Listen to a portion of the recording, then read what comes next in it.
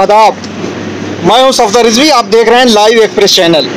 आपसे गुजारिश है कि इस चैनल को सब्सक्राइब करें, लाइक करें, शेयर करें और कमेंट करें।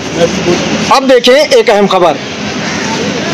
उत्तर प्रदेश में चुनाव तेजी पर है, गर्मी बढ़ती जा रही है और जायज़ नाजायज़ सारे काम हो रहे हैं। एक तरफ चुनाव आयोग ने अपनी गाइडलाइन जारी की हुई है, लेकिन गाइडलाइन के मुताबिक कौन काम कर रहा है और कौन काम नहीं कर रहा है, किसके खिलाफ कार्रवाई हो रही है और किसके खिलाफ कोई कार्रवाई नहीं हो रही है। ऐसे में लोगों में असंतोष की लहर देखी जा सकती है और वो अभी से उभरने लगी है कि अगर अमित शाह लोगों को भीड़ लेकर निकलते हैं तो उनके खिलाफ चुनाव आयोग कुछ नहीं करता। अगर समाजवादी पार्टी के मुखिया अखिलेश यादव अपने ऑफिस में भीड़ इकट्ठा करते हैं तो चुनाव आयोग उन्हें वार्निंग देता है। ज़रूरत इस बात की है कि चुनाव आयोग जो भी कदम उठाए वो निष्पक्ष कदम उठाए। और जहाँ तक सरगर्मियों की बात है, तेज़ी बढ़ गई है और ऐसा लग रहा है कि इस चुनाव को लेकर कुछ लोग सक्रिय हो गए हैं, जिनकी मंशा ये है कि वो ध्रुवीकरण करें।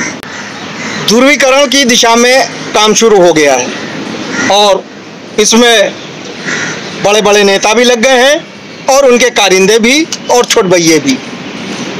जब मुजफ्फरनगर के कैराना में जाकर अमित शाह ने पलायन की बात कही, तभी साफ हो गया था और तमाम लोगों ने ये टिप्पणियाँ की कि उनकी इस बात से, उनके इस बयान से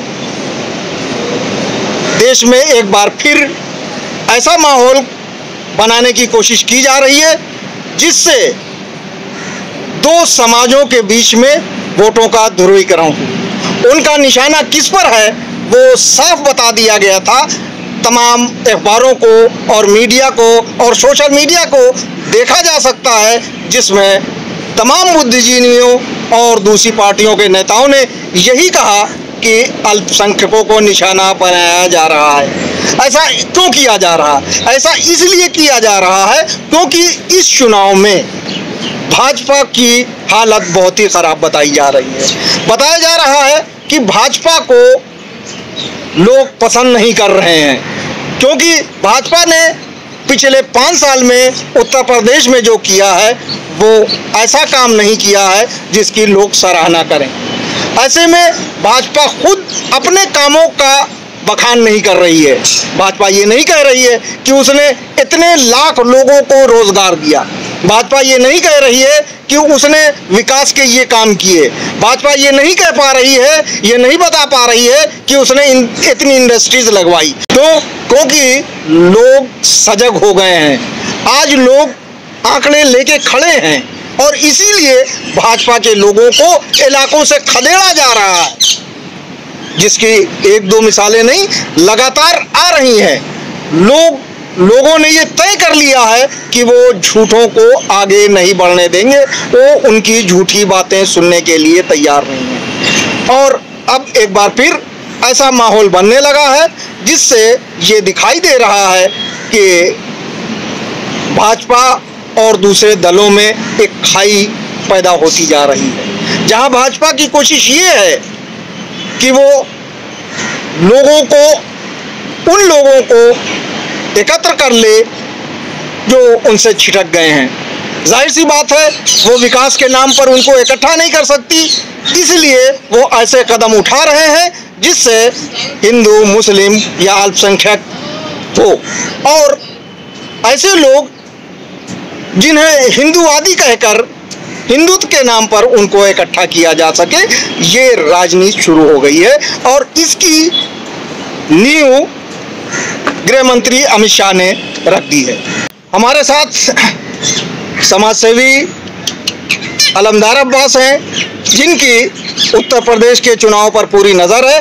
हम उनसे जानना चाहेंगे कि जिस तरह की राजनीति हो रही है उस पर आप क्या नजरिया। बोलिए। इस समय जो उत्तर प्रदेश का जो चुनाव है ये धर्म के आधार पर जो है लड़ा जा रहा है। जो जटिल मुद्दे हैं, महंगाई, बेरोजगारी, भ्रष्टाचार, गरीबी, विकास को जो है केंद्र बिंदु होना चाहिए, लेकिन विकास के नाम पर चुनाव नहीं लड़ा है। और ये उत्तर प्रदेश का चुनाव है, ये केवल उत्तर प्रदेश का चुनाव नहीं है बल्कि देश का चुनाव है। ये देखा गया है जिस पार्टी की उत्तर प्रदेश में सरकार बनती है उसी की केंद्र में भी सरकार बन जाती है। लेकिन जिस तरह का आजकल वातावरण है उसमें नहीं लगता कि उत्तर प्रदेश में कमल खिल जाए। उत्तर प्रदेश में कोशिश ये हो रही है कि मुस्लिम वोट डिवाइड हो जाए, लेकिन मुस्लिम संगठन और मुस्लिम जनता इस बार सजग हुई है और ऐसा बताया जा रहा है कि उसके जागने की वजह ही उसकी खामोशी है। इस बार कोई नहीं बोल रहा है कि वो किसे वोट देगा। उसने तय कर लिया है कि इस बार वोट डिवाइड नहीं होने दिया जाएगा और उसी को वोट दिया जाएगा जो भाजपा को हराने में सक्षम होगा, भले ही वो समाजवादी पार्टी हो या कांग्रेस हो या बहुजन समाज पार्टी। उनकी पहली पसंद समाजवादी पार्टी है और ज़्यादातर यही देखा जा रहा है कि समाजवादी पार्टी इसीलिए मजबूत हुई है क्योंकि समाजवादी पार्टी के मुखिया अखिलेश यादव के पास सिर्फ मुस्लिम ही वोट नहीं है बल्कि ब्राह्मण वोट भी है और जाटों का वोट भी है। इसके अलावा उनके समाज का वोट उनके पास है। हालांकि ये भ्रांतियां पैदा की जा रही हैं और मुसलमानों को गुमराह करने की कोशिश की जा रही है कि दंगे लोगों को याद होने चाहिए। दंगे मुलायम सिंह की सरकार के और अखिलेश की सरकार के वक्त में हुए, लेकिन भाजपा को और उन लोगों को जो इस तरह की बातें कर रहे हैं उनको ये भी याद रखना चाहिए कि मॉब लिंचिंग की घटनाएं भाजपा सरकार के कार्यकाल में हुई हैं, वो भी लोगों को याद है। और दंगे किसी भी सरकार में नहीं होने चाहिए।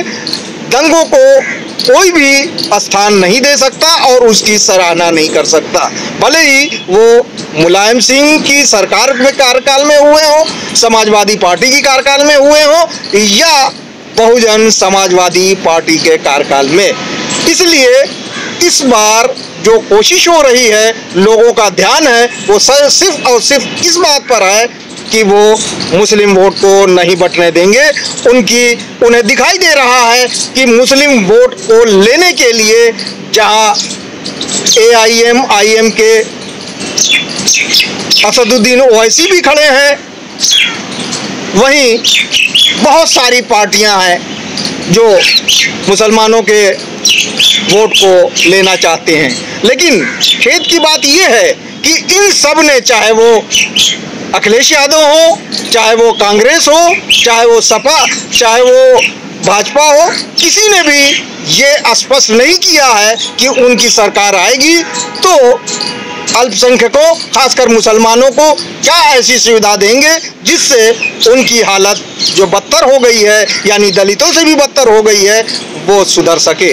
हम इस मामले में बात करेंगे अलमदार अब्बास से कि मुस्लिम वोटों का डिवीज़न ना हो, उसके लिए मुसलमानों को क्या करना चाहिए। देखिए, हम सबसे पहले कहेंगे कि वोट जो डिवाइड करना ही सांप्रदायिक ताकतों की शक्ति है और ये जो असदुद्दीन ओवैसी खड़े हुए हैं ये भाजपा को जिताने के लिए खड़े हुए हैं और इनका मकसद ये है कि हम किसी तरीके से जितने हो सके वोट बटोर लो।